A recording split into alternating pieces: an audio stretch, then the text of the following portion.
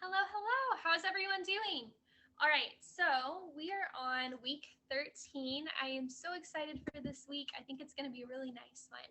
So we have generations, the first part of the week, and then later this week we will be talking about abilities and disabilities. That will go on until the 16th, that we will be talking about abilities and disabilities. Your immersion experience paper, remember that that has been postponed until November 16th. So that gives you a little extra time, a little extra wiggle room, so you can work on getting it completed. If you notice, I do already have holiday decorations up. I think if fairy lights make you happy, that you should absolutely go for it. So take that information as you will. All right. So, what are some things that I hope that we learn through the chapter of generations? I want us to understand what is ageism, be able to distinguish between the generations, understand the aspects of the later years, and then know the challenges of ageism. Some terminology. Ageism. It is the institutionalized practice of age prejudice and discrimination. So, let's break that down. Institutionalized practice, meaning that that is a business or an entity that is doing this, of age prejudice, so that is the bias of age, and discrimination, so that is an act, different or unequal treatment that is happening to someone. So the institutionalized practice of age prejudice and discrimination is ageism. Age prejudice is a negative attitude about an age group that is generalized to all people in that group. Some examples of this is if you call all older gentlemen old geezers, or if you look at middle-aged women as Karens, or if you say, okay, boomer, and kind of roll it off your tongue, and then look the other way, keep going about your day. So, do they deserve those comments? Do they not? Is it rooted in age prejudice? Or are they just not being nice? Have you given them a fair shake? How can we be kind, right?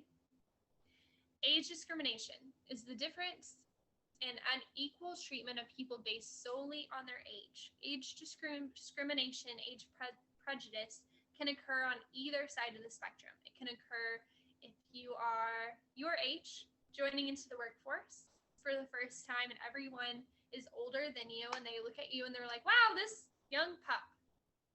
Wow, they don't know anything yet. They're brand new, but they're just assuming that based on your age alone.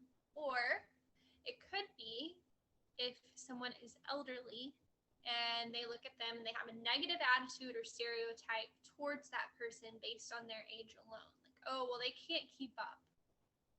That would be prejudice, right? That would be a stereotype. Quadruple jeopardy refers to the simultaneous effects of four disadvantages, such as being old, a minority, female, and poor. Generation is a group or cohort of individuals born and raised in the same historical period. If you check out on the discussion board post generations throughout history, it's a super strange video and music. It does have some suggestions of drinking, so keep that in mind if that offends you. But it has very solid content as far as what historical periods shaped specific generations. Really neat. It's from BuzzFeed. Check it out. If you want something that is a bit more traditional or scholarly, you could check out the XYZ strategies for succeeding in a multi-generational world. So, the choice is yours. Some stereotypes of older adults. Can you think of any? Some that I've heard are old people are weak and helpless. They're unproductive. People are old when they turn 55. They get that golden discount, right? That they smell funny, that they just can't drive. Okay, some stereotypes. Stereotypes of younger adults. Have you heard any of these? They just don't know how to work hard. back in my day, they weren't so disrespectful. They're self-centered, violent hoodlums, entitled. They have it easy. ADD and ADHD are just an excuse. They have their priorities all wrong. These are some stereotypes of younger adults, but is there truth in that? Maybe in some of it, but definitely not all of it. We know by studies that ADD and ADHD are conditions of the brain. We have research on that. If we look at work trends for Generation Z versus like the traditionalists and see the hours that they carry, that would be interesting to look at based on like where you are in your life. So how many hours was someone working as a traditionalist when they were in their 20s, like 20 years old, versus how many hours do you work currently? Be something interesting to check out. Generational divide. Members of the same generations may develop certain personal characteristics, values, etc., related to influential events.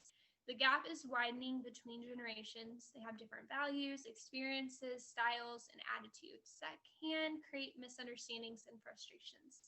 One of the things I thought was really interesting, I was preparing for this lecture and I got kind of curious. It's like, okay, so if we have this generational divide and we know that the election just occurred, what were some of the main candidates that we saw? How old are they? When was their birthday? So I looked up Trump, I looked up Biden, and I looked up Bernie, right? 3 older candidates. And I saw that they were, let me see, let's look it up really quick just to make sure. I know Trump is the youngest. Trump birthday. Okay, 1946. So he's a baby boomer. And then all the others are traditionalists, but he's just barely a baby boomer, right?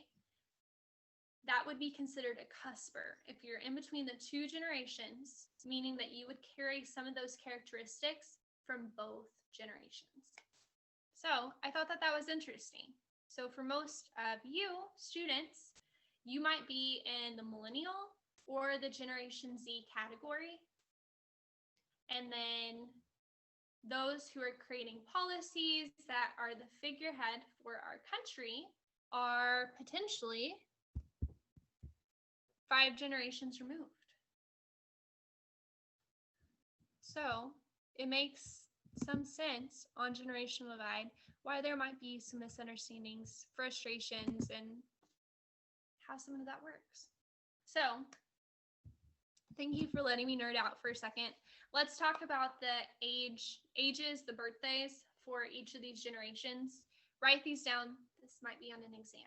Traditionalist, born 1922 to 1945. Baby boomers, born 1946 to 1964. Generation X, born 1965 to 1980. Generation Y, born 1981 to 1966. And then Generation Z, born 1997 to present. We actually need to update these slides because we are seeing the newest generation arrive, which is Generation Alpha. So, traditionalists, what are some things that we know? They were considered the silent generation. Keyword here is loyal. Influences include the Great Depression, the Roaring Twenties, World War I and II, Korean War, the GI Bill, and Pearl Harbor. They were considered to be patriotic, loyal, waste not, want not, faith in institutions. Military influenced top-down approach. They didn't ask questions. They had respect for authority, valued logic and discipline, resistance to change, and they want to build a legacy. So, when we're thinking of our family structure, who in your family would be considered a traditionalist? When I think of traditionalists, I think of my granny. And my granny actually did so well in the beginning of this pandemic, where everyone was baking bread and they were like sharing things and making things themselves, because she had this mentality from World War II of waste not, want not. Baby boomers, born from 1946 to 1964. Keyword here is optimistic. Influences they grew up with include suburbia, TV, Vietnam, Watergate, protest, human rights movement, drugs, and rock and roll. Characteristics: idealistic, competitive. They question authority and they have concern for equal rights. They were the me generation. Money, title, recognition, career focused. When it's said like that, they don't seem that different from millennials, do they? Who in your family would you consider to be in the category of baby boomer?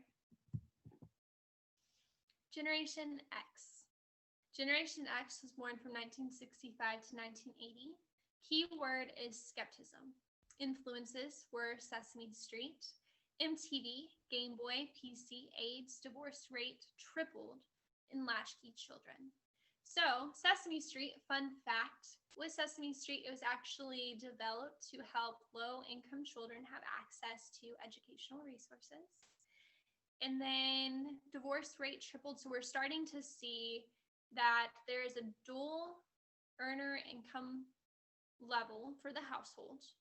And we're also seeing that it is more socially acceptable to be able to get a divorce. So, in cases of domestic abuse or an unhappy marriage, more women or men were getting divorced as a result of this. Latchkey children. We'll talk about that in a second. Characteristics: philosophical, resourceful, self-reliant, distrustful of institutions, highly adaptive to change and technology. Possibly the most misunderstood generation. They need a balance between work and life, freedom. Flexible and motivated. They want to build a portable career. This is funny when I'm thinking of Generation X, because this is technically in the generation that my mom was born in. But if I was to look at her mannerisms, I would classify her as having more of that mindset of being a baby boomer. Generation Y, millennials, they are born from 1981 to 1996. The keyword here is realistic. So they had experienced some of the things like technology. So they played when they were children in the outdoors, and then suddenly they got to see the first iPad or iPhone, iPod come to life. They saw some really nasty natural disasters, violence, gangs, more diversity, 9/11, Columbine, and the collapse of Enron. Characteristics here are they're globally concerned. Realistic, personal safety is the number one concern. They prefer to work, play in groups, and immerse in technology. Value diversity and change. Been involved their entire life and wants work to be meaningful. That reminds me, we forgot to talk about latchkey children. So, latchkey children were right before millennials. Latchkey children means that after they came home from school, they came home to an empty house, they fixed the food, that they did the chores, they did their homework, and they waited for their parents to come home. Because remember, most households were a dual income earner household, which means that they came home to an empty house. Millennials, they started to become the Generation X wanted their children to be in organized sports. So that's where we're seeing the millennials are involved in t-ball, soccer, basketball, ballet, guitar, gymnastics, all of the things, right? The Generation Z, born from 1997 to the present, the digital generation, nicknamed the I generation. Influences include Iraq, Afghanistan, Boston bomber, Sandy Hook, Aurora shootings, Trevor Martin, and Ferguson. Higher degree of mistrust in the political system, they grew up with the World Wide Web and rely heavily on it. Accepts the lack of privacy due to social media and expects instant gratification. Understanding the later years. So when you're thinking, first of all, back up a second. So when you're thinking of millennials, who would that be in your family? When you're thinking of Generation Z, would that be you or would that be someone else in your family? Okay. Do you think that those sentiments ring true for you? Do you think that they fit your family's dynamic? Do you think that those characteristics make sense? Why or why not? Some food for thought. Understanding the later years. Ages 65 to 74. They're adjusting for retirement, loss of a work role, and lack of income. So you need to think for 65 to 74 years old, if they've built this structure, because at this point, most 65 to 74-year-olds, they would be maybe tail end of baby boomers, but probably Gen X, right? So they were probably pretty loyal to their career that they chose, pretty loyal to the company that they chose. They probably had many of the same work friends for years and years. What does that look like once they retire? What does their life look like right now? Ages 75 to 84, declining physical and mental functioning, dependency, and death. Body cells die and tissues shrink. Organs function slows down. Intelligence, learning, and memory declines. Ages 85 plus need physical or financial assistance. Status and role behavior changes, less fear of death in younger individuals. Issues can happen sooner or later depending on the individual. Have you ever heard of multi-generational housing? I highly encourage you to check it out. In America, we tend to stigmatize death as this scary endeavor, right? Like this experience that is frightening, that we don't really want to talk about. But there are some preschools that join with nursing homes, and they work with the elderly there. And so they get to read stories and listen to stories. They get to share poems and color and do all the things together. And they get to understand about all the different life cycles. So get to learn about the stages of development from being itty bitty to one day passing away. Check into multi-generational housing. They do it in other countries. Sometimes they do it in the US. What are your thoughts on it? Some aspects and questions. What are some positive and negative topics in diversity when thinking about generations? Relating to equal rights, social justice, and education. Think of a current event that is going on right now. How does it affect you? How does it affect other people in other regions? How will it affect future generations, and how will others view this? A couple of the links that I've chosen: longitudinal study on happiness, because we all want to learn how to be happier, right? Super neat study. I believe it was done by Harvard. Check it out. And then I included some infographics for you, some data for you to look at. I think that it's interesting, and it'll give you a little bit to sink your teeth into.